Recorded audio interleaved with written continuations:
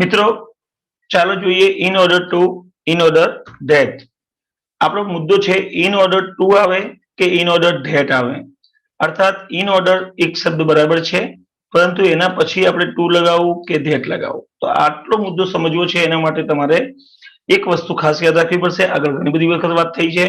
That જે છે એ conjunction તરીકે વર્તે છે બે વાક્યો માટે, અને એ ધેટ એના પછી સબ્જેક્ટ અને ક્રિયાપદ અર્થાત વાક્ય એટલે કે કર્તા વત્તા ક્રિયાપદનું બંધારણ એટલે કે વાક્ય માંગે છે. એના વગર ધેટ કન્જક્શન બની શકતું નથી. એના પછી કર્તા પ્લસ ક્રિયાપદ જોઈએ. જ્યારે ટુ પછી સીધું કર્તા આવી શકતું નથી. એના પછી ક્રિયાપદનું મૂળ રૂપ જોઈએ.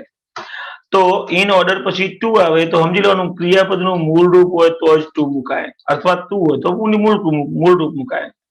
એ જ રીતે ઇન ઓર્ડર ધેટ ત્યારે જ મુકાય જ્યારે સબ્જેક્ટ પ્લસ વર્બ કર્તા વત્તા ક્રિયાપદ હોય, અર્થાત કર્તા વત્તા ક્રિયાપદ હોય તો પાછું ધેટ મૂકવું. આમ ઉલટ સુલટ યાદ રાખવું. આ હોય તો આ મૂકવું, આવવું જોઈએ, અને આ હોય તો આ આવવું જોઈએ.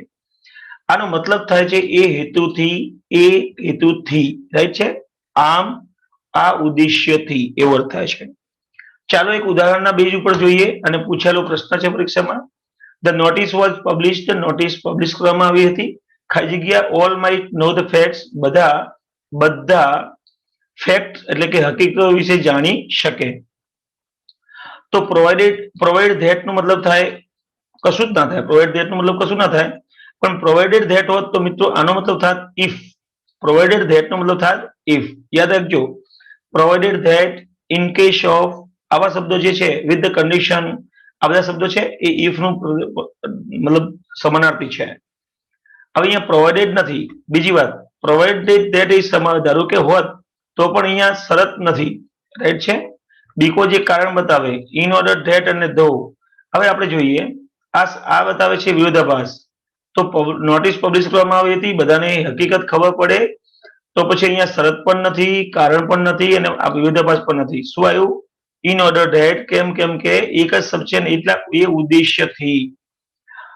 તો અહીંયા વાક્ય અહીંથી સ્ટાર્ટ થયેલું છે. આ આખું વાક્ય પહેલા ગુજરાતી કરીએ તો કે બધા હકીકતો વિશે જાણી શકે એ હેતુથી, એ ઉદ્દેશ્યથી નોટિસ પબ્લિશ કરવામાં આવી હતી. અર્થાત આપણો જવાબ આવે છે એ ઉદાહરણની રીતે, અર્થની રીતે અને ઓપ્શન રીતે બધી રીતે સેટ થઈ જાય છે. ક્લિયર?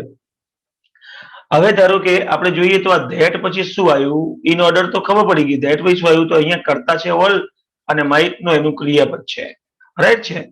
તો તમે જોઈ શકો અહીંયા ઇન ઓર્ડર ધેટ જવાબ છે. પરંતુ અહીંયા ધારો કે આવું હોત કે ભાઈ ધ નોટિસ વોઝ પબ્લિશ્ડ, આવું હોત નોટિસ વોઝ પબ્લિશ્ડ, ખાલી જગ્યા make all know the facts. અહીં સીધું ક્રિયાપદ હોત, અને અહીંયા ક્રિયાપદ હોય તો પછી અહીંયા આપણે ઓપ્શનમાં આ ઓપ્શન આપેલું જ હોય એ યાદ રાખવાનું. જો જવાબ આપવો હોય તો પછી ઓપ્શન આપવો પડે.